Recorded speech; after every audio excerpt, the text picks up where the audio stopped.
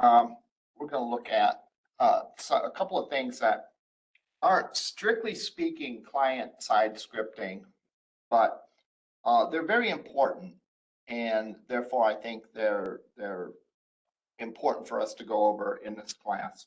And we did touch on them in CISS232, so this might be review, but if it's review, I think it's time well spent. Later on, like next week, we will talk about some aspects of these things that are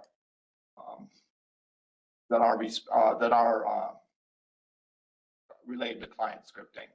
First concept is the concept of responsive web design. There's a link about that, right? And this is old, I know, but the material in it still holds to a large degree. First of all, to define responsive web design is when a web page conforms to the shape of its container. So it conforms to the size of the window that it's in. So, for example, we go to lorainccc.edu.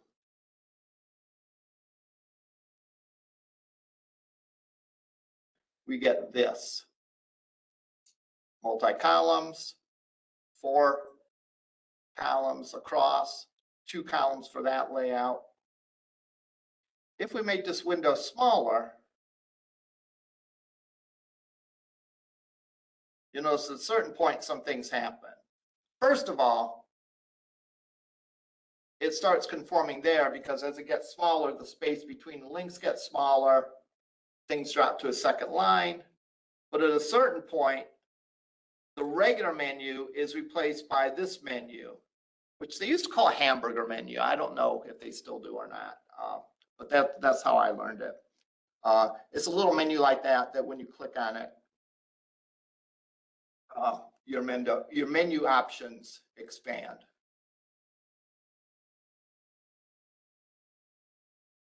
Or at least they should. Oh, that's weird. Okay, proof that no one is perfect. But notice how we've gone into 1 column mode. This and this used to be side by side. Now they're in 1 column. Remember, these were 4 across, and now they're 1 going down the page, and these are just 1 single column. So we can talk about good design principles for smaller size screens, and that gets into mobile sites as well, because responsive design is important for mobile devices as well. Because in a mobile phone, you don't have as much screen space. So if you were to bring up lorainccc.edu on your phone, I'm going to go and do that.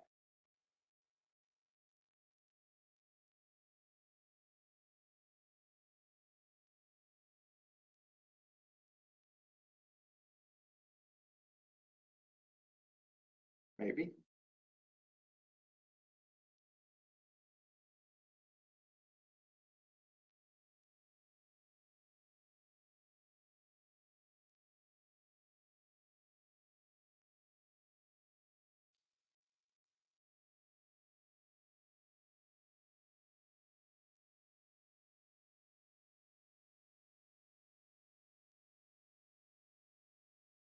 Actually get an error. I go to lorainccc.edu. Interesting. www.lorainccc.edu. Okay, notice already, and I'm holding it up. You know, you probably should go on your phones to see it, but it's already like in this mode where it's 1 column. So typically, you'll have 1 column instead of multiple columns on a mobile device. Things will probably be, possibly will be bigger on a mobile device.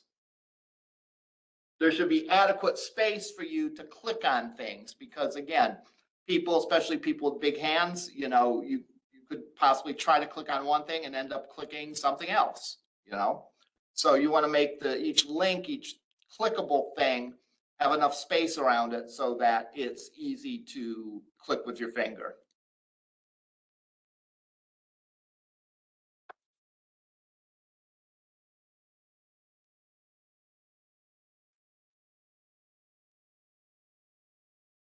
We can look up good mobile web design to get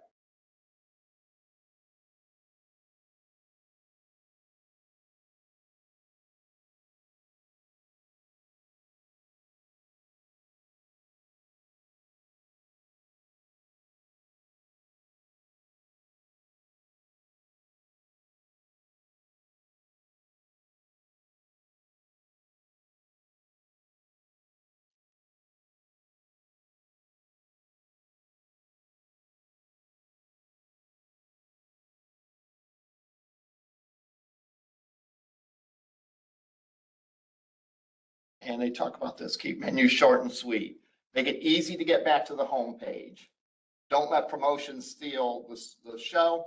Keep calls to actions front to center. Calls to actions, like, for example, if they want you to join a mailing list, or in this case, the insurance wants you to get a quote. Make that very obvious. Keep menus short and sweet, and they show an example, and so on down the line. All right.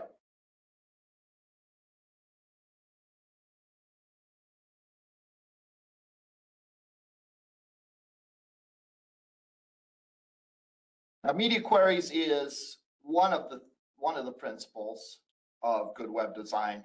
Second one is to use fluid grids.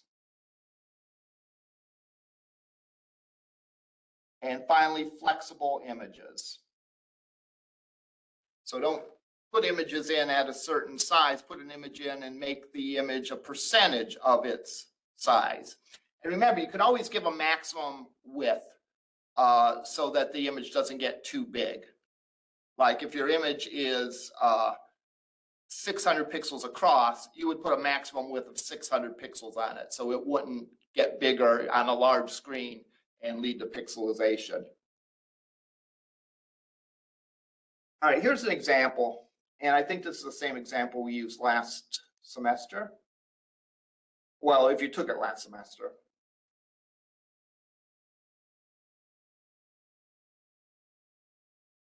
Oh, disagree. I stand corrected. These are examples from W3 schools. And they show this on this page. And again, as you resize the window, different things happen.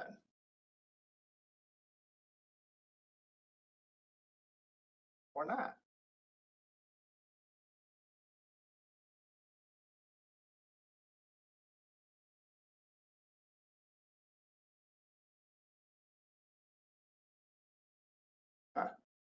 Very good example. It might be that I have the resolution screwy on this because of my eyes, my vision. That could be what's screwing it up. Here's another one with the window, with the menu. There, this one works. If it's aligned horizontally, if the screen is bigger than 600 pixels, if it's smaller than 600 pixels, it gets aligned vertically. Again, the idea of a simpler single column. And here's the code on how to do that. Where's the media query? Media query is here. If it's 600 pixels or less, they make the width of each link 100%. So it will take up 100% going across.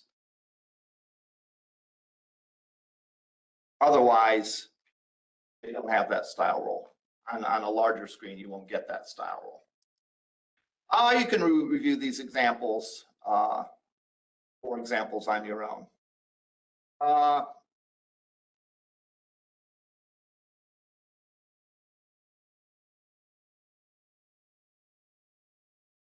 You can emulate mobile devices in Chrome.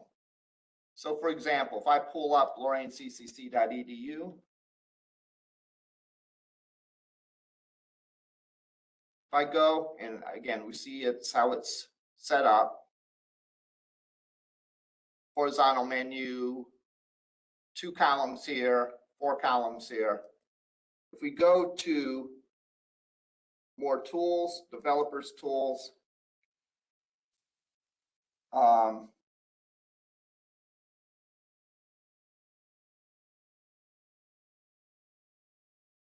device toolbar. So you can see, for example, based on a device or based on screen, this is at a screen resolution of 400 wide, 492 tall. It looks like this. Or they have certain ones. This is a iPhone 14 Pro Max. Your screen will look like that. If it's an iPad mini, your screen will look like that. 2 columns.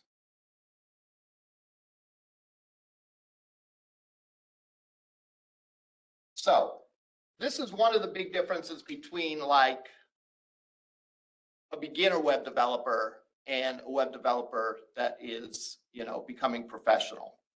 And that is they will test their pages under many different environments. I get a lot of students in CISS232 where their pages probably look beautiful on their monitor at home at a certain size. But when I pull it up, if I have a smaller size screen, or again, now because of vision problems, I even have a smaller, a lower resolution, things start to overlap each other and things just don't look as good. All right. So a good web developer will do a couple of things. They'll view it using this device toolbar, and they'll make some selections to make sure it looks good in different environments. The other thing they will do is they will play around with the screen size even outside of this. What if it's narrower? What if the screen is shorter? And so on. So, we're past the beginning stage of web development. You all, I assume you've all finished CISS232. So it's time to up our game a little bit. And before you turn anything in, and again, not just this assignment or the next assignment, students sometimes think like, well, we learned that and that was for that assignment, but the following assignment we don't have to do it for. No, you should do this for every assignment that you turn in regardless in any class of mine that you're taking. You should check it out in different sizes and make sure that it works.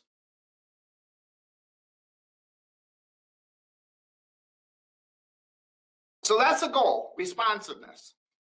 Making sure that it works on different devices, make sure it works on different screen sizes. There's a tool that helps us with that, and that tool is called Bootstrap.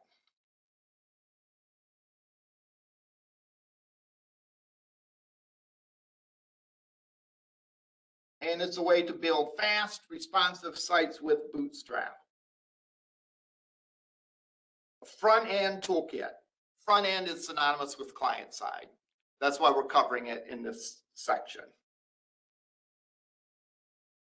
And you can install it several different ways. You don't have to install it.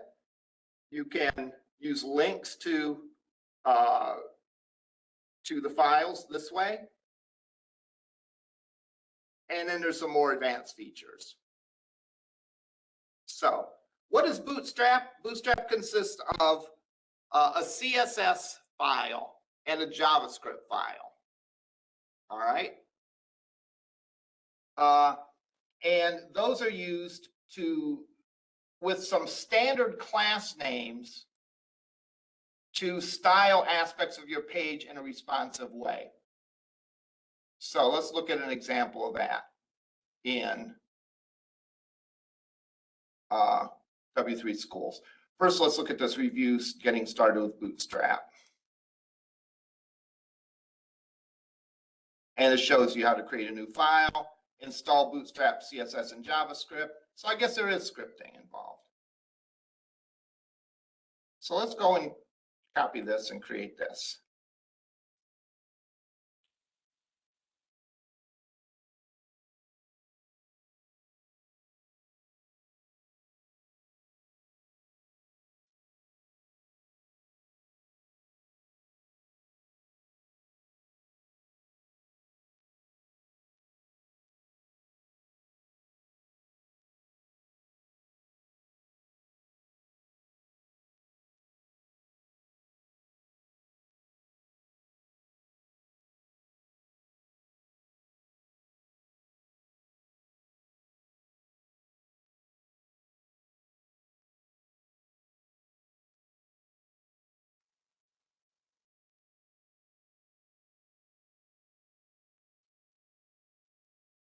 And let's save it.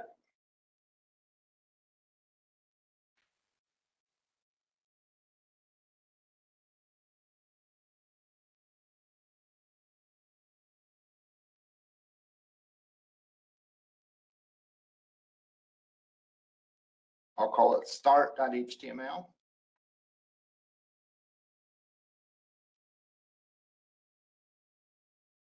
And let's go and take a look at what this page looks like.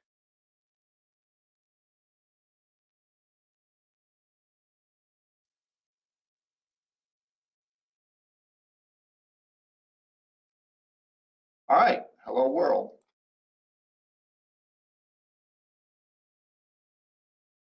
Notice that it's responsive. As it gets smaller, that gets smaller. So it responds to the size of the page. And if we were to view this in different devices, we'd see that as well.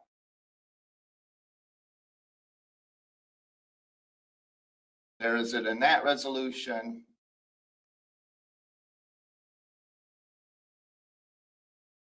Here is it on an iPad mini. Here is it on iPhone SE and so on. So it is responsive. Let's see how they accomplish this. First of all,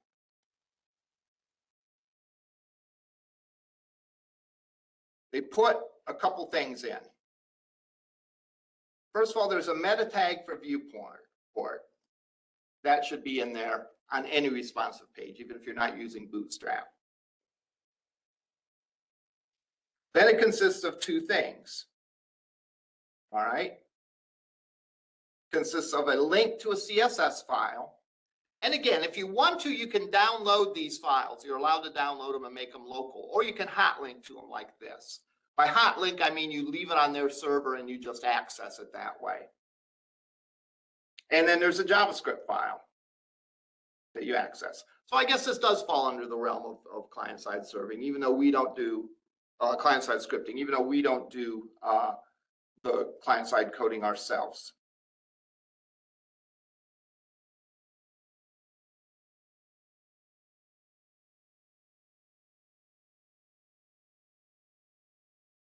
The address, file sheet.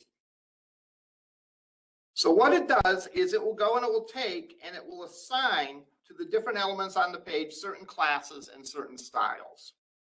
So H1's got that style where the size of the text resizes. That's a feature of Bootstrap. That doesn't happen if we didn't have Bootstrap in there. One thing that's important, make sure your versions match. Like this is 5.2.3, this is 5.2.3. Make sure the versions of the CSS and JavaScript match. Okay, so I showed this example just to show you the basics of, you know, what do you need to do to make your page have Bootstrap? And that's the first thing you need to do. You make these links. Now, the other thing that you can do beyond that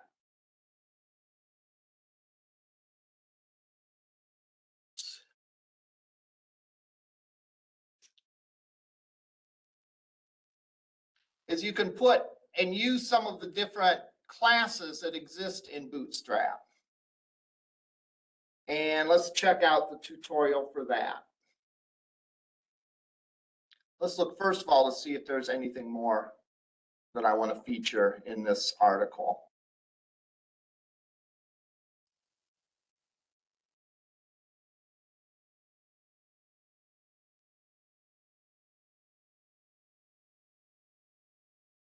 Oh.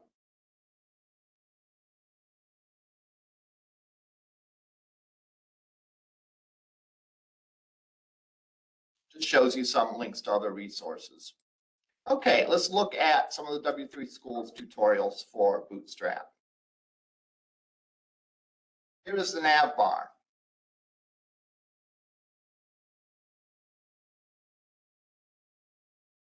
And here's the code for the nav bar.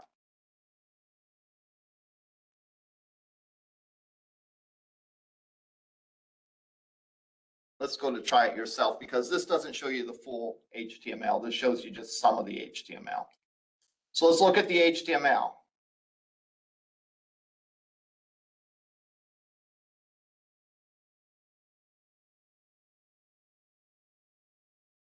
We have in here our link. Now this is a link to a, oh no, it isn't. Link to Bootstrap CSS file and a link to the JavaScript file. I prefer to put these files in the head like this example does. Here we have our viewport in there. Now notice what we do. We can put different classes on these things to get certain behavior. So in this case, our nav has a class of navbar expand dash small sm bg dash light. We have a div for container fluid, and then we have a UL class navbar navbar item, navbar link. So we do this all by associating different classes with the different elements on our page. Now those, unlike the classes that you may have used in previous examples, these aren't ones that you make up. These are ones that are built into Bootstrap. And one of the resources that I'll show you in a bit shows all the classes that you can use in Bootstrap. So what's so great about this? Well, it gives you this look on the nav bar until the screen gets a certain width, and then it becomes stacked vertical.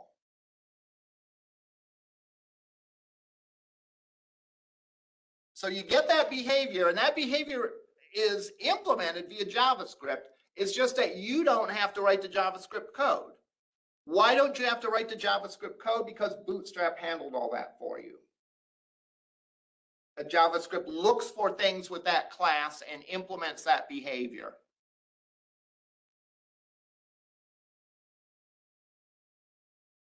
So, real nice feature that you can have. And it's a little confusing at first to put all these classes in, but once you get used to it, it's pretty straightforward. Notice that class actually can contain more than one class. So navbar space, navbar expand SM, BG light. What if I do BG dark?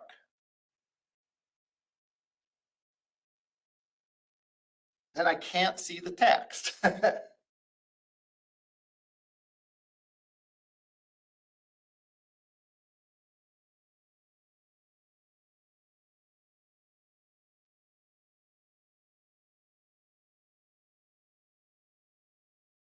But I can do that to get it. So if I want the background to that, I can specify BG dark.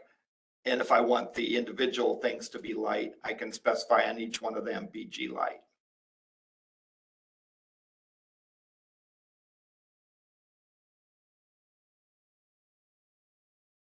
And again, I'm associating multiple classes with my elements.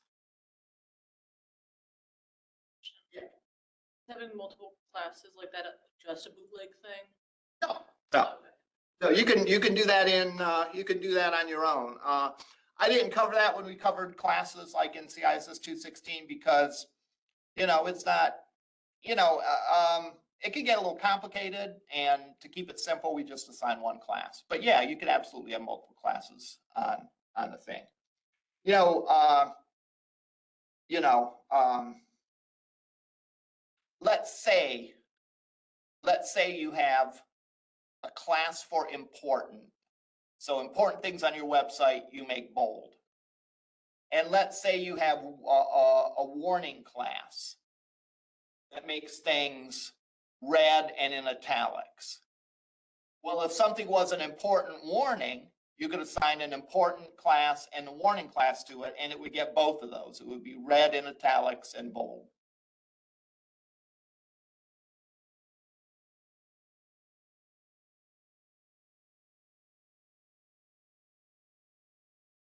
All right, let's look at some other examples.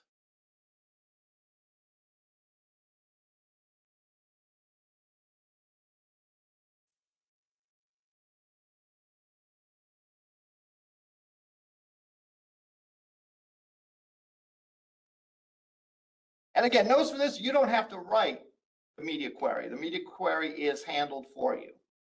This is a very valuable one. We talked about one of the principles, one of the key design notions with responsive design is flexible grids. So we looked at Bootstrap grid.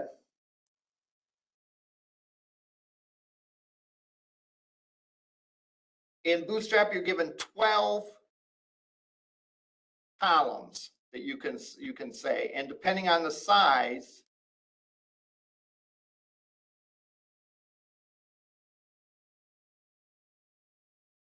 or depending on how many columns you have, that indicates the size. So let's look at this try yourself example. And here's just some numbers in a grid. This grid has 2 columns, this grid has 3 columns, this one has 4 columns. As we resize it, notice, similar to the navigation, at a certain point, it drops down and becomes 2 columns instead of that. The 4 columns stays as 4 columns because 4 columns are small to begin with. So again, we have our style sheet and we have our JavaScript. If I'm not mistaken, the JavaScript should go after the style sheet. I think that's the case. Don't tempt fate. Do it that way, or experiment. See if I'm wrong. You know, you can gloat about it if I'm mistaken about this. But again, it has both those files, both the same version, has the viewport meta tag.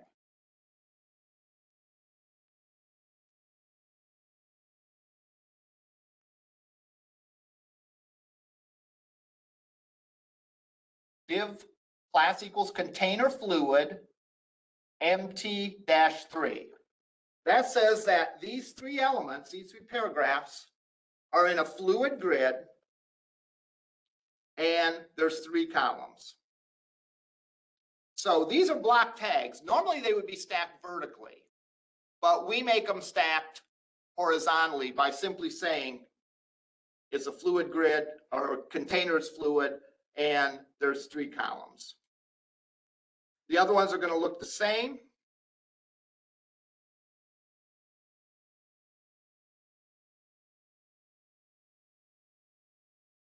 Oh, the div goes around everything. My mistake.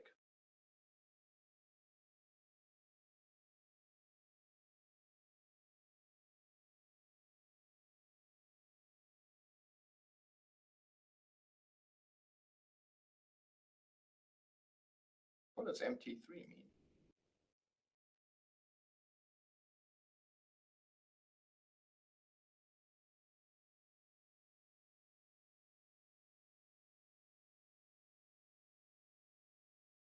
Oh, a margin. Margin top. Okay, so I lied. It's not how many columns there are.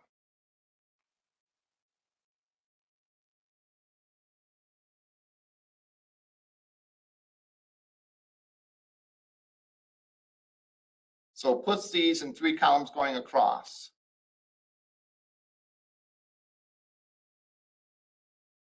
Now in this, we say that this is a row, and column.sm-6, primary background, dark background, text white, 50%, 50%.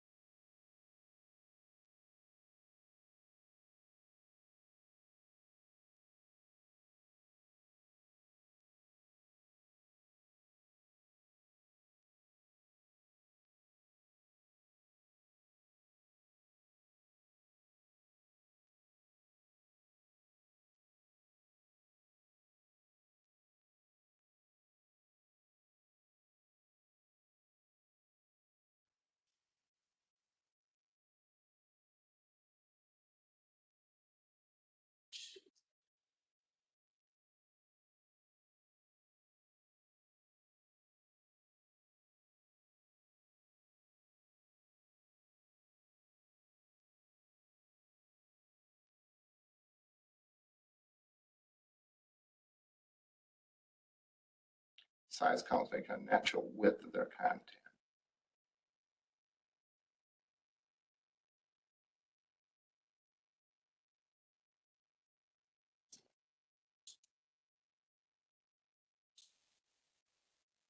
It's set of the same from the smallest place to the largest. Use the column and column dash. Specify numbered class when you feel a particular size column. Okay, that relates to the size of column, it looks like.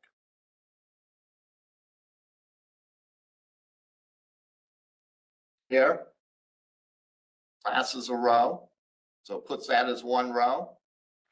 And column SM4, so these are going to be smaller.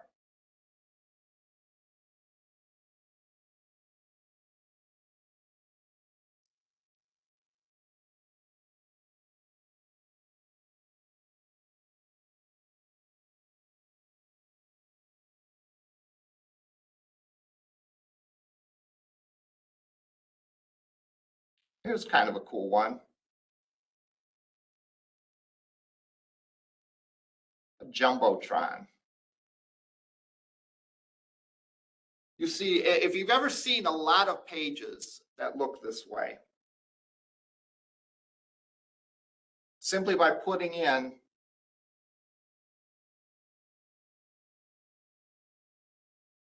these properties in there, container, margin of 3 on the top, margin of 4 on the top, e.g. primary text rounded, Jumbotron example.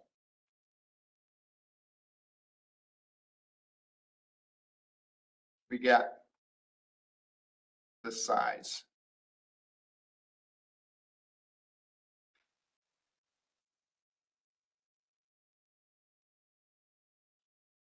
Websites that use Bootstrap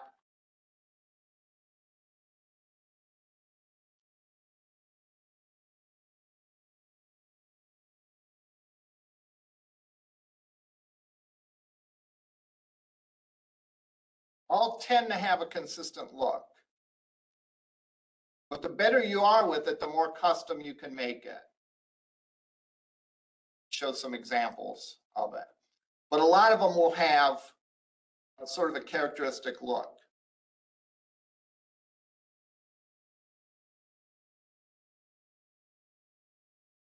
All right, I put all these examples together in a sample web page. Oh, here's a list of all Bootstrap classes.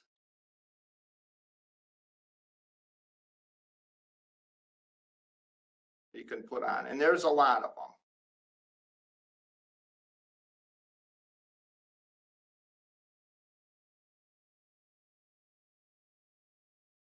Click on it, gives you a little explanation of what it does.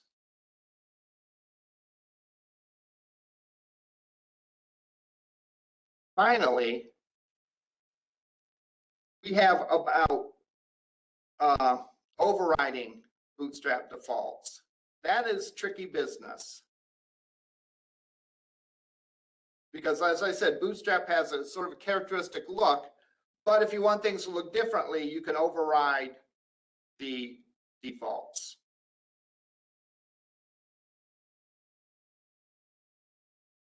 And one of the tools that you can use it are SAS. So CSS will be what we're sticking with in this class, but there is another method using SAS that allows you to override those as well. Well, let's look at the sample web page that I created.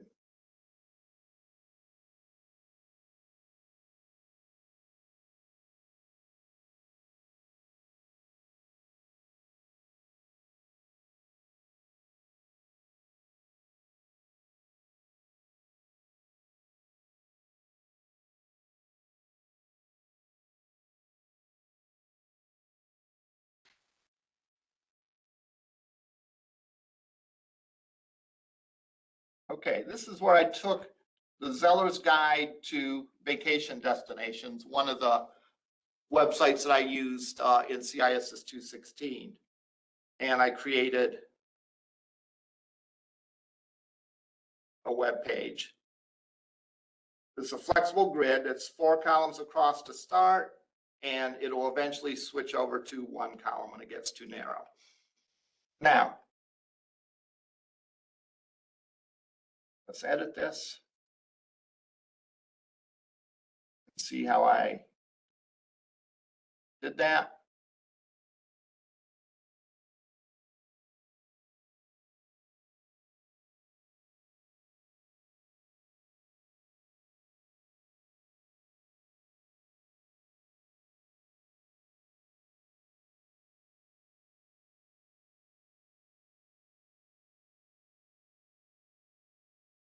Wow, I'm using an old version of Bootstrap in this one, 2.1.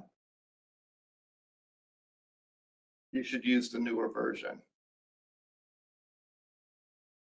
Okay, I've defined header, class, margin on top of 4, P5, I believe is for the size, background, primary, text white, rounded.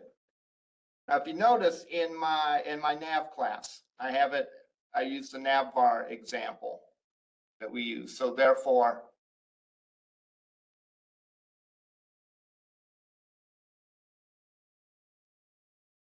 I have my 3 links. As the page gets small, the links stack vertically.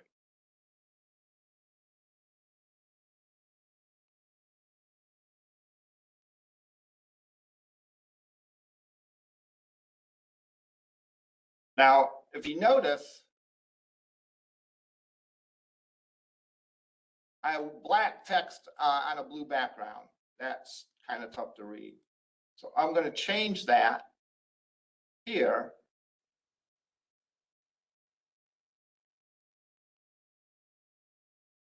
By saying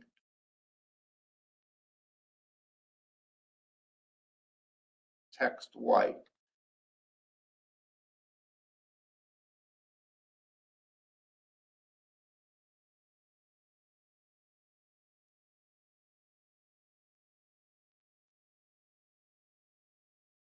And there we get it. It looks a little better.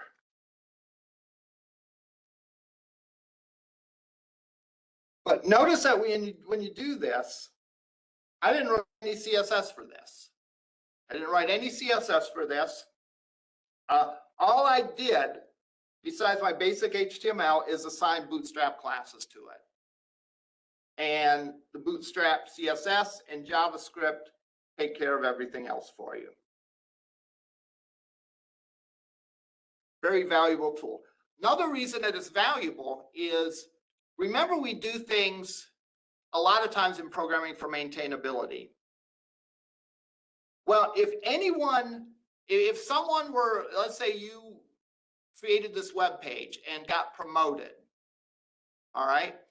Anyone that knew Bootstrap could look at your page and know exactly how to change it to make it styled a certain different way, all right? So it gets consistency in that and is sort of a standard. So let's look at this. I have that in the header.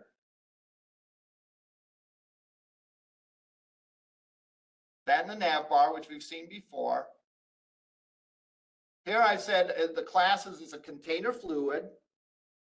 Each section is defined as a row. Or rather, the whole section is defined as a row. Or there's two, okay, I see now. There's 2 rows per section.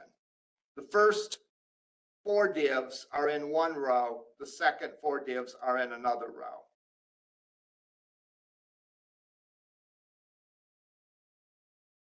Because that row has 4 elements in it, it makes that have 4 columns initially on the bigger size. And if it gets smaller than the breakpoint, it will shift it over to 1 column.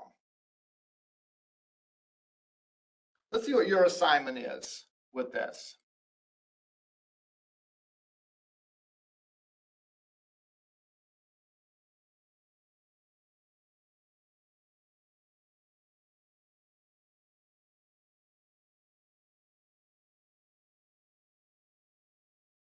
I use a Jumbotron class, a 2-column section for each of the 3 topics.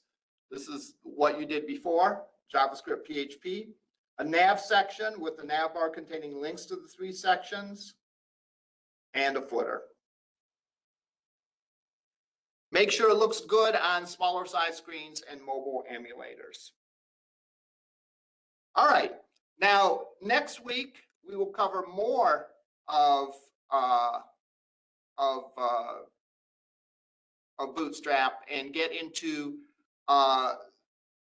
more of the JavaScript aspect of Bootstrap, where we can get some behaviors associated with the classes that we put on things. Are there any questions? All right, that's all I had today. We will see you either in lab or next week.